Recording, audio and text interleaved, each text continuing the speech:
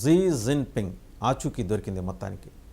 ఆయన బీజింగ్కి సమీపంలోని ఒక డిఫెన్స్ వ్యవస్థ పర్యవేక్షణలో ఉన్న ఒక మిలిటరీ హాస్పిటల్లో ఐసీయూలో ఉన్నారు. ఇది అంతర్జాతీయ మీడియా కథనాలు దీన్ని ధృవీకరించట్లేదు, కానీ ఆయన అక్కడ ఉన్నట్టుగా అయితే సంకేతాలు బయటికి పంపిస్తున్నాయి. ఎందుకు ఆయన మిలిటరీ హాస్పిటల్లో అడ్మిట్ అయ్యారు, కారణాలేంటి?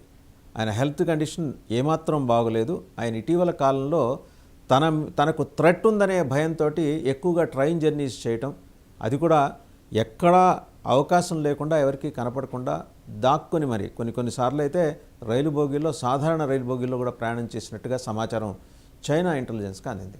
మొత్తానికి హీ వాజ్ స్ట్రెస్డ్ అండ్ ఆయన ఆల్మోస్ట్ అపస్మారక స్థితిలోకి వెళ్ళిపోయిన పరిస్థితుల్లో ఆయన్ని తీసుకొని జాగ్రత్తగా ఒక బీజింగ్కి సమీపంలో ఒక 150 కిలోమీటర్ల సమీపంలోని రక్షణ వ్యవస్థకు సంబంధించిన ఒక మిలిటరీ హాస్పిటల్లో ఆయన్ని అడ్మిట్ చేశారట ఐసీయూలో. ఆయనకి శ్వాసకోశ సంబంధమైన చాలా ఎక్కువ ఇబ్బంది పడుతున్నారు. దాంతోపాటు కార్డియాక్ ఇష్యూస్ కూడా ఉన్నాయట. ప్రస్తుతానికి ఈజ్ అండర్గోయింగ్ అ ట్రీట్మెంట్. దగ్గర ఒక 48 అవర్స్ వరకు he'll be kept under observation అని చెప్పేసి ఈరోజు ఉదయానికి ఉన్న సమాచారం.